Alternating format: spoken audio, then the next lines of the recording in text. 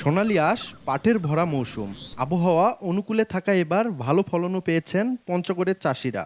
মৌসুমের শেষ সময়ে পাট কাটতে, জাগ দেয়া ও আঁশ ছাড়াতে ব্যস্ত সময় পার করছেন তারা।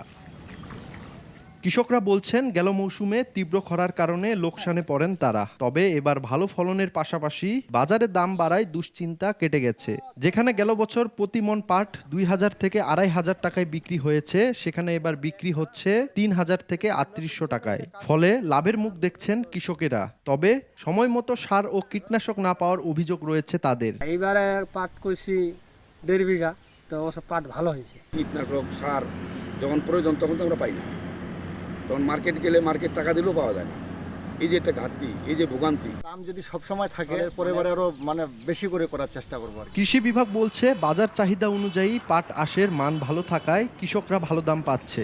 একই সঙ্গে মাটির উর্বরতা বাড়াতে এবং কৃষকদের লাভবান করতে পাট আবাদে উৎসাহিত করা হচ্ছে। এবছর আবহাওয়া অনুকূলে থাকায় পাটের আঁশ এবং পাটের যে হাইট, গাছের হাইট, সেটি ভালো হয়। আঁশের মানও ভালো হয়েছে, ফলে বাজার মূল্য এবার চাষিরা বেশি পাচ্ছে। চাষিদেরকে পরামর্শ দিচ্ছি, পাটের জমি যেগুলো আছে, এছাড়াও আলুর জমিতে আরও অন্যান্য যে জমিগুলো আছে উঁচু জমি, সেগুলোতে আমরা পাট চাষ করার জন্য চাষিদের পরামর্শ দিচ্ছি।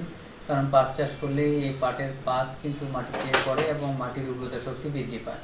কৃষি বিভাগের তথ্য মতে গেল বছর পঞ্চগড়ের ৯,২৭০ হেক্টর জমিতে পাট আবাদ হয়। তবে এবার তা কমে হয়েছে ৭,৮৫৫ হেক্টর। সোহাগ হায়দার, সময় সংবাদ, পঞ্চগড়।